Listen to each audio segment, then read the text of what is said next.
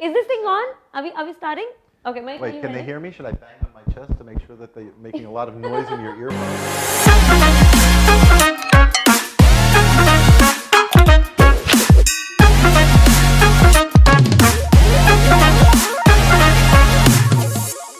Good evening. Welcome to Eminence Unfiltered Part 3. Today we are going to interview someone you all have suggested to be in this seat. Let me build up a little bit of suspense by telling you more about the person rather than giving you the name. We have someone here with 35 years of experience in the pharma industry, specializing in portfolio management, new product introduction, and product management, project management, topped with his B.Pharm degree from the Hebrew University of Jerusalem. He has served in various senior positions at Teva Pharma for 24 years, eventually becoming Vice President of Generic R&D for Teva International Group, and then as Group Vice President of Portfolio Management at Taro Pharma, where he established processes for candidate selection, R&D, project management, and global launch management. Not only that, he has also created the project management function and introduced critical chain project management for Sun Pharma's R&D, and right now he is using his vast experience for advising pharma companies, providing strategic portfolio management, guidance to generic pharma and API world, as well as strategic biotech consulting and guidance to startups in the pharma, device, cosmetics and supplement space. Yes, ladies and gentlemen, you guessed it right. Welcome on board, Mike Teiler. Welcome, Mike. How are you doing today? I'm doing well. Great. And okay, so Mike, let me tell you what is the idea behind this. Most of the times we are approached by the pharma aspiring leaders, or you can call them future leaders. They always want to know about the lifestyle of the pharma leaders, advisors and consultants. They want to know how did they make it there, how did they reach there. But they don't want to know the professional side of it, they want to know your lifestyle. So let me know, who is Mike behind the scenes? Who is Mike behind the scenes? Yes. Wow, that's an open question for you. You know, it's great to be working from home. You know, ever since I left my last company about 5 years ago and started on my own, it took a while to get used to working from the home office. But now I've really gotten used to it, and I really enjoy it. I really enjoy the freedom. I really enjoy the independence. I start my day at the synagogue, and then with some prayer, and then off to exercise. Okay. So either walking in the park or some more strenuous exercise. I have a trainer twice a week that I go to. Wow. And then I get home, have some coffee, a little breakfast, and settle into the cave, which is what I call my home office. All right. Okay, that's really great, and I really like the way you put it across, the cave. The cave. All right. Okay. So any particular hobbies that you are developing or you already have from a long time? So not so much developing. When I do have that free time, I like to read. Sometimes fiction, just for entertainment, Wow. escapism. Often nonfiction. Sometimes management books. Sometimes behavioral economics, which has become a real interest of mine. So fairly eclectic. That's really great, and it's amazing to know this, because you work out, you take care of your health, and then you make time for work, and at the same time you make time for reading as well. That's really inspiring, Mike. Yeah, I'd like to see my grandkids get married. Okay, so what do you like? Do you like the paperback books, or do you like to read through Kindle? No, I don't have a Kindle. I read paper books, real old school books. Right. The smell of the new books is always The smell and the amazing. feel, and yeah. So yeah, I always enjoy that. And also, it means that they're accessible all the time. I can stick it in my bag and take it wherever I am, and I don't have to worry that I have it. All right, that's great. So you said you love science fiction. Any particular book that you have read which is relating to a movie as well? So we were talking before. I read the book that Blade Runner was based on, Okay. and while it's a pretty good movie, it's an amazing book. Okay. Another book that was written by the same author, Philip K. Dick, is The Man in the High Castle, which is really an amazing book. I mean, he has such a creative imagination. Man in a High Castle. The Man in the High Castle. I highly recommend it. It was also then made into an Amazon Prime. You asked about movies, so it was then also dramatized on Amazon Prime. Okay. Okay. And they actually did a very, very good job with it. Really? Yeah, yeah. A movie? A movie, it's a series, and they did a very good job. It's very true to the original book, but they also expanded upon it, and I was really interested both in the book as well as in the movie, in the series. All right, that's great. But do you think most of the times when you read a book, it's very different from when it is converted into a movie? Oh, absolutely. I mean, when you read a book, first of all, you're interacting much more actively, Right. right? It's in your own imagination. It's in your own mind. Absolutely. You do the work, and I think it's much more stimulating. When you watch a movie, you're much more passive, and by the nature of it, on the one hand, they can show you all the pretty pictures, but they miss out. They gloss over so many details. I totally agree. And most of the times you have imagined a character to be in a certain way. In the movie, it's totally someone else, and you cannot relate. So yes, I totally agree with you. So this is one thing which we definitely have in common. One more thing that we have in common. One more thing that we have in common. Absolutely, I agree on this because I know that you are an avid traveler. Every time we have spoken, you've been traveling from one place to another. Tell me more about that. So, initially I wasn't a big traveler, and it really started when I started traveling for work, for business trips. And the nice thing about business travel is that it puts you in contact with the local people. It sort of forces you to be in contact with the local people, and then you get to know the culture. So, it's one thing to go and see a monument, and like my father says, oh yeah, it looks just like it does on the internet. But what you can't interact with, over the internet is the people, and understand the culture and really have those conversations.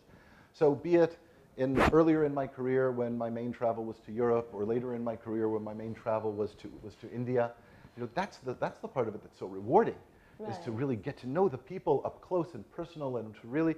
Last night I was invited to a friend's house for dinner, and it's just not the type of thing that you're going to see going to a restaurant or going to really go home and meet the family. Yes. And they're so warm and so hospitable, and it's just a pleasure.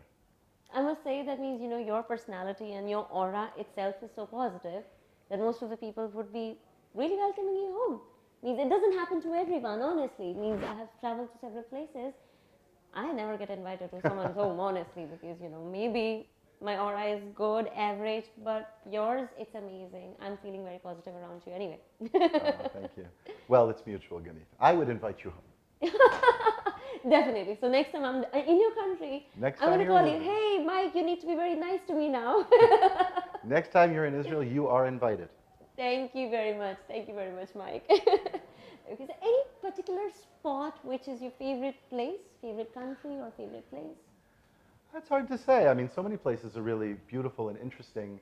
There was a time when I thought Prague was the most beautiful city in Europe, but we were actually there recently, and it was just so crowded that it kind of lost its charm. Yes. Almost anywhere in Italy, as we were talking about. It's also interesting, and it's got the history and the architecture and the archaeology and the beautiful views. So almost any place in Italy, except Milano, which is more industrial. Sorry, Milano. But even there, and that's in fact my most recent visit to Italy was to Milano. So I can't complain. No, it's hard to say. I really, it's not so much about the place. It's really about the people and being able to interact with the people. And that's one of the things I love about coming to India. So I have to thank you for the opportunity again to come to India. Thank you very much for coming here. We all enjoyed your company, and that was a great session today.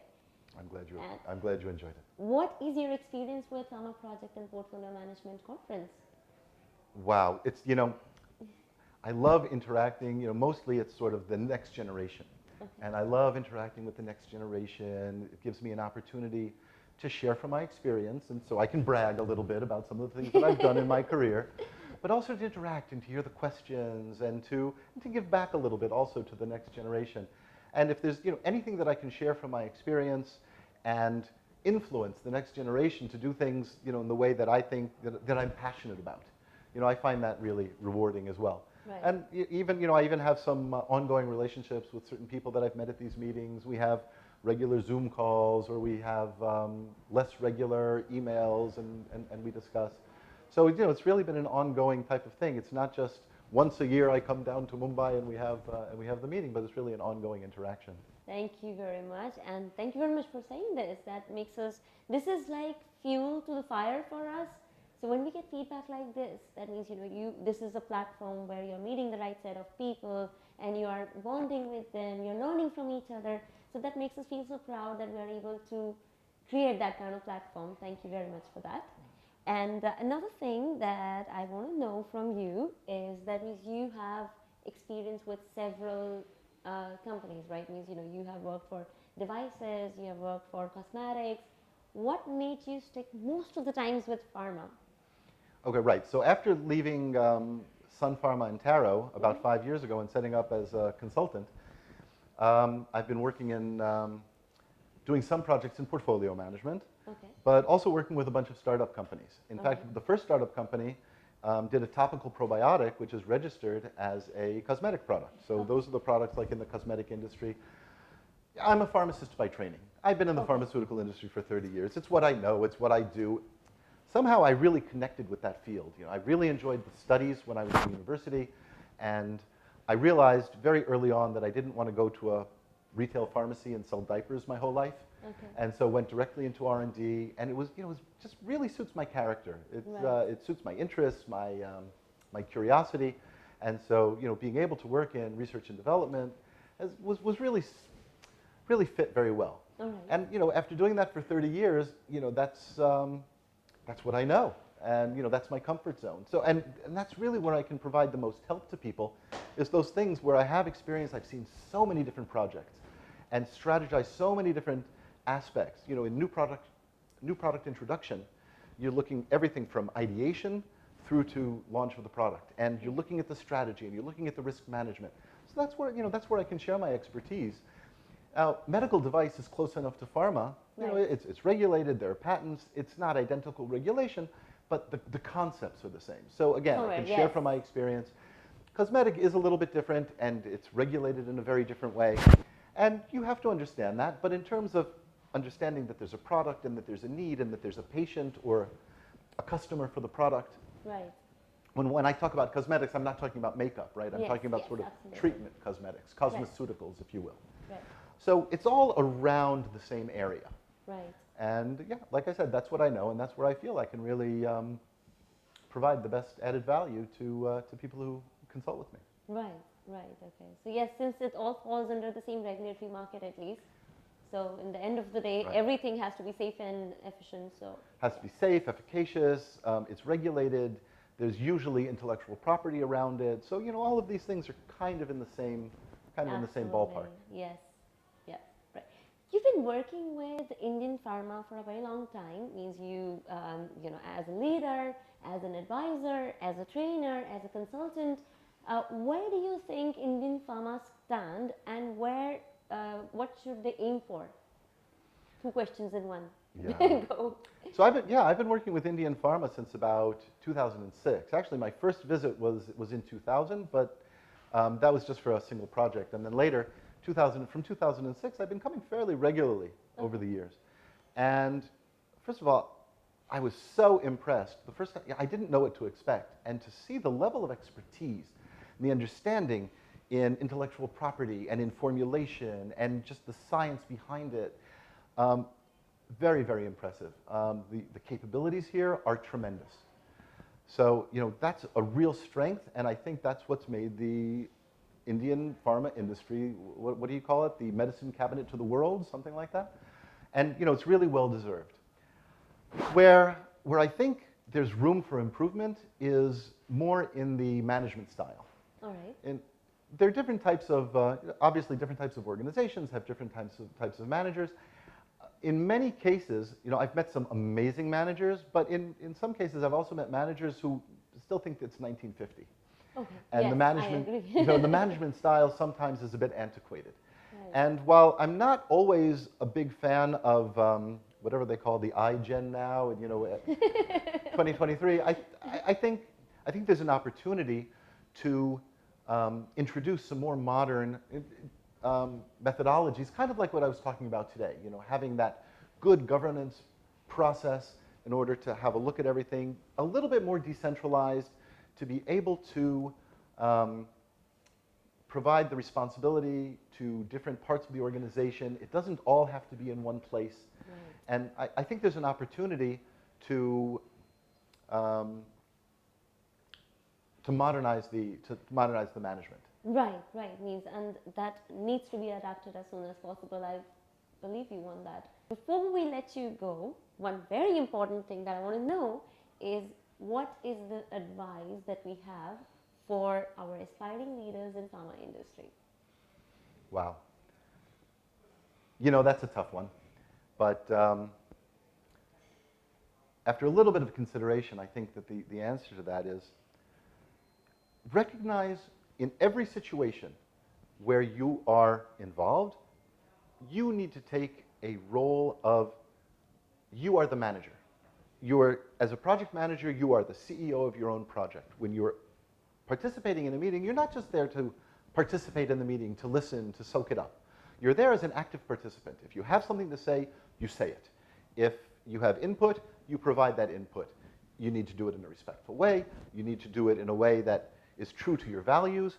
But you're in that meeting, you're part of that team in order to provide your input, and you really need to have the view that it's your responsibility as part of that team, you're part of that management team within that meeting. So it's an active role, always play an active role.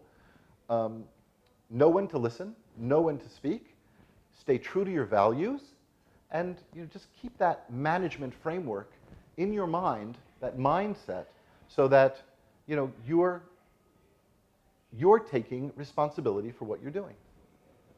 Wow. Wow, that's amazing. Thank you very much. And I guess this is a very important piece of advice that you have given to our listeners. And once again, Mike, thank you very much for being here and giving your inputs and your suggestions and your advice to our listeners from the pharma industry. So this was Mike Teiler. Thank you very much for listening to us today. And we will be coming back with part 4, and stay tuned.